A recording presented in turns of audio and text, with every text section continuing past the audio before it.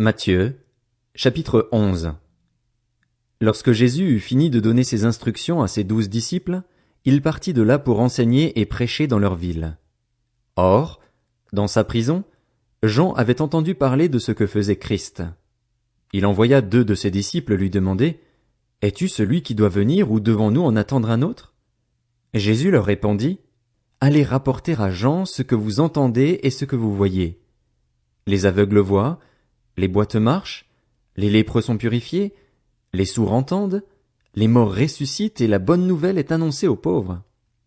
Heureux celui pour qui je ne représenterai pas un obstacle. » Comme il s'en allait, Jésus se mit à dire à la foule au sujet de Jean, « Qu'êtes-vous allé voir au désert?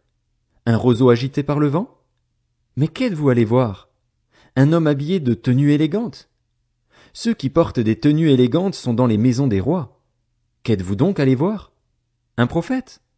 Oui, je vous le dis, et plus qu'un prophète, car c'est celui à propos duquel il est écrit, « Voici, j'envoie mon messager devant toi pour te préparer le chemin. » Je vous le dis en vérité, parmi ceux qui sont nés de femmes, il n'est venu personne de plus grand que Jean-Baptiste. Cependant, le plus petit dans le royaume des cieux est plus grand que lui. Depuis l'époque de Jean-Baptiste jusqu'à présent, le royaume des cieux est assailli avec force, et des violents s'en emparent. En effet, tous les prophètes et la loi ont prophétisé jusqu'à Jean. Si vous voulez bien l'accepter, c'est lui, l'Élie, qui devait venir. Que celui qui a des oreilles pour entendre entende. À qui comparerai-je cette génération? Elle ressemble à des enfants assis sur des places publiques et qui s'adressent à d'autres enfants en disant « Nous vous avons joué de la flûte et vous n'avez pas dansé.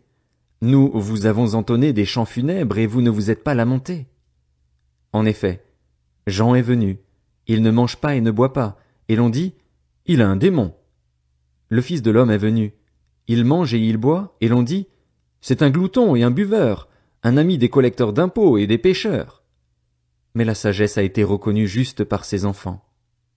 Alors Jésus se mit à faire des reproches aux villes dans lesquelles avaient eu lieu la plupart de ses miracles, parce qu'elles n'avaient pas changé d'attitude.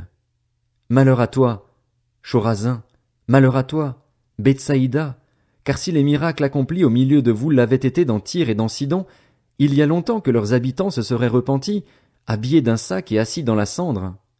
C'est pourquoi je vous le dis, le jour du jugement, Tyr et Sidon seront traités moins sévèrement que vous. Et toi, Capernaüm, seras-tu élevé jusqu'au ciel? Non. Tu seras abaissé jusqu'au séjour des morts, car si les miracles accomplis au milieu de toi l'avaient été dans Sodome, elles subsisteraient encore aujourd'hui. C'est pourquoi je vous le dis, le jour du jugement, le pays de Sodome sera traité moins sévèrement que toi. À ce moment-là, Jésus prit la parole et dit, « Je te suis reconnaissant, Père, Seigneur du ciel et de la terre, de ce que tu as caché ces choses aux sages et aux intelligents et les as révélées aux enfants. Oui, Père, je te suis reconnaissant car c'est ce que tu as voulu. Mon Père m'a tout donné, et personne ne connaît le Fils, si ce n'est le Père. Personne non plus ne connaît le Père, si ce n'est le Fils et celui à qui le Fils veut le révéler. Venez à moi, vous tous qui êtes fatigués et courbés sous un fardeau, et je vous donnerai du repos. Acceptez mes exigences et laissez-vous instruire par moi, car je suis doux et humble de cœur, et vous trouverez le repos pour votre âme.